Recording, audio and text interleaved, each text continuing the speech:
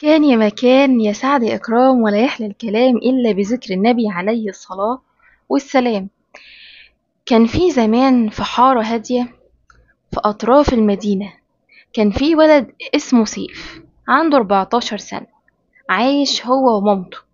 مامة سيف بعد ما باباه توفى من 3 سنين كانت هي المسؤولة عن حاجات كتير في البيت. سيف كان دايما ساكت، مش بيتكلم كتير، ووشه حزين أغلب الوقت. كل ما يحصل حاجة تضايقه تلاقيه ساكت، يبلع الغصة ويسكت.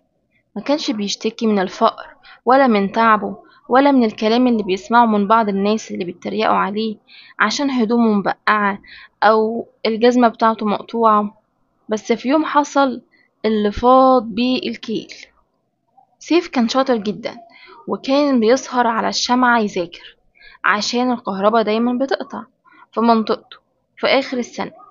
كان متفائل إن هو هيجيب مجموع يدخله ثانوي مميز، لكن اللي حصل خالف كل توقعاته. لما ظهرت النتيجة لقى نفسه ساقط في مادة ومجموعه فيها قليل جدا، ومجموعه عامة وقع خالص. دخل أوضته وقفل الباب وقعد يعيط وقال بصوت مكسور: يا ربي ليه؟ أنا عملت اللي عليا وذاكرت، هو أنت زعلان مني؟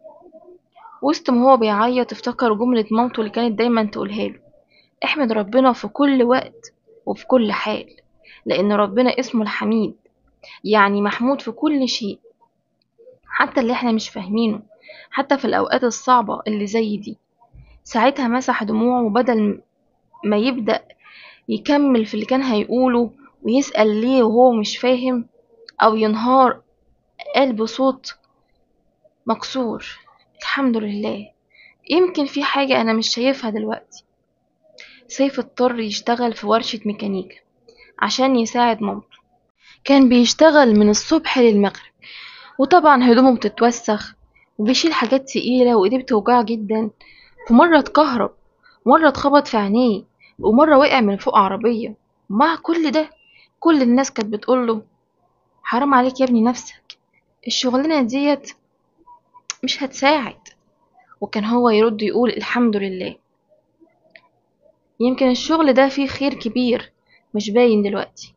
وكان بيكرر جملة مامته: ربنا اسمه الحميد، يعني نحمده على كل حاجة وفي كل وقت، وربنا بيقدر لنا دايما كل خير في كل وقت، حتى لو احنا مش شايفينه او مش فاهمين يعني ايه اللي بيحصل.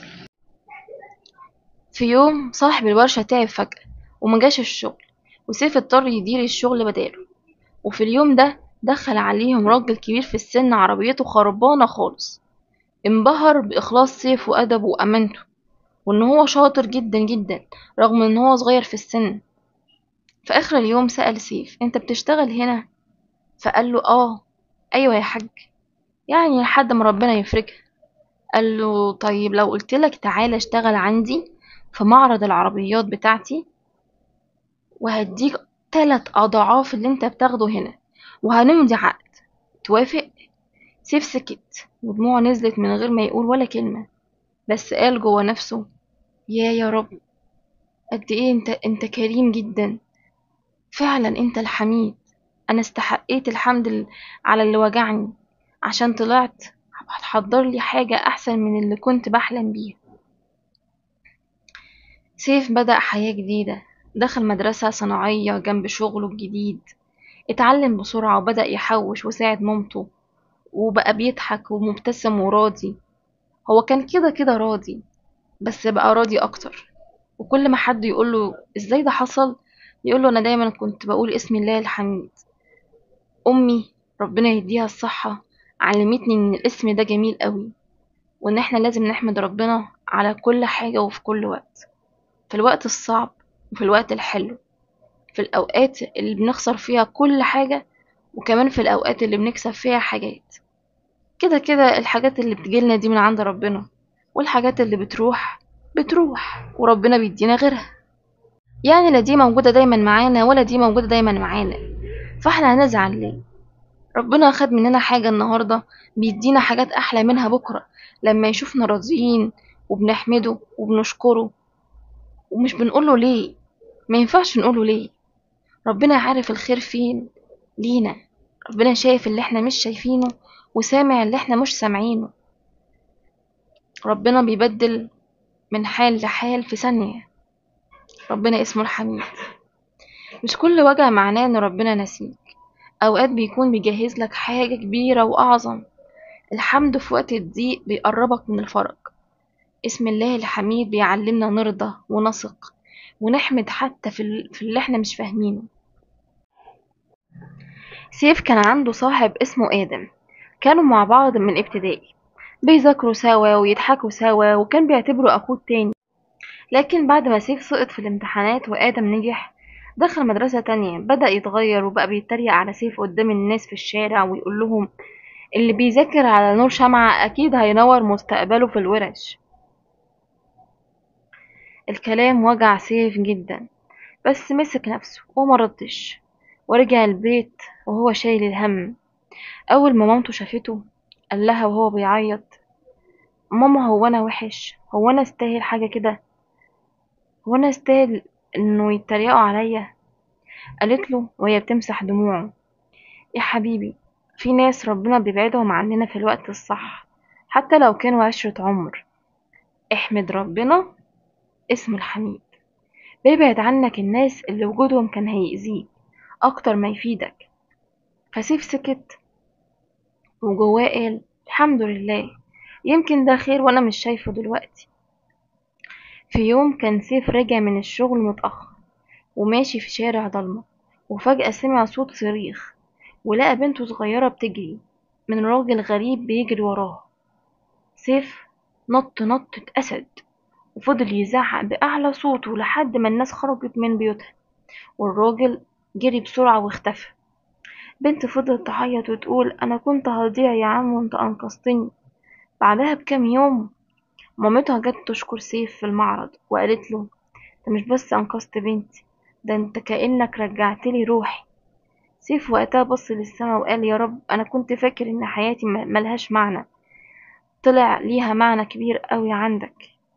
كنت فاكر زي ما آدم قال لي إن أنا مجرد صبي شغال في ورشة وفاشل، بس حضرتك استخدمتني وأنقذت طفلة بريئة كان ممكن يحصل لها أي مكروه.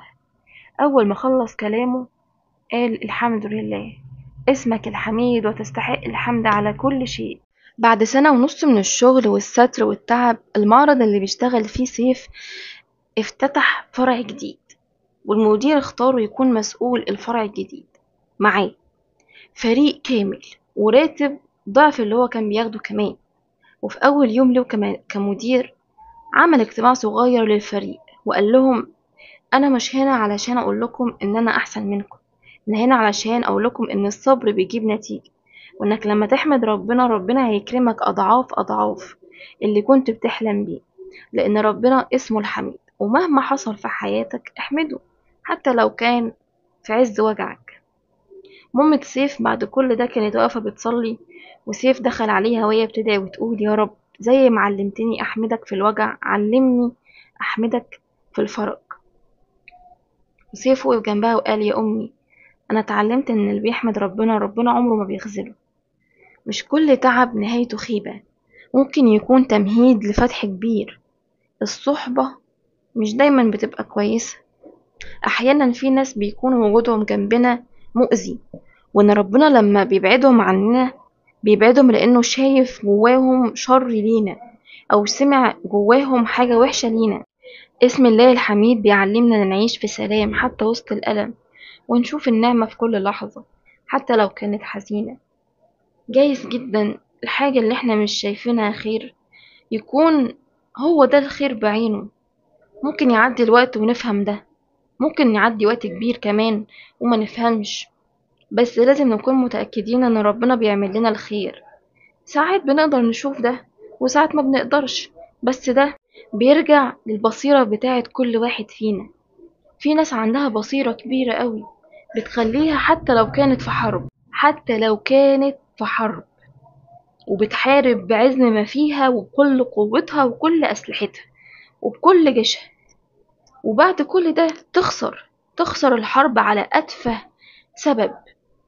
في ناس في عز ده وبعد ما يحصل كل ده برضه بيحمدوا ربنا، وقادرين يشوفوا ان في عز وبصيرتهم بتقول لهم ان الخسارة ربنا رايدها لحكمة، وان احنا عملنا اللي علينا، حاربنا بكل ما أوتينا من قوة وما قصرناش، وخدنا بكل الأسباب وخسرنا في الآخر المعركة.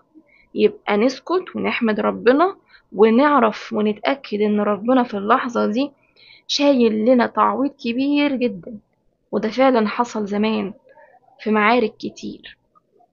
ما تنسوش تكتبوا آيات من القرآن عن اسم الله الحميد، أو حكاية حصلت لكم بعد ما قلتوا اسم الله الحميد كتير. توتة توتة، خلصت الحدوتة.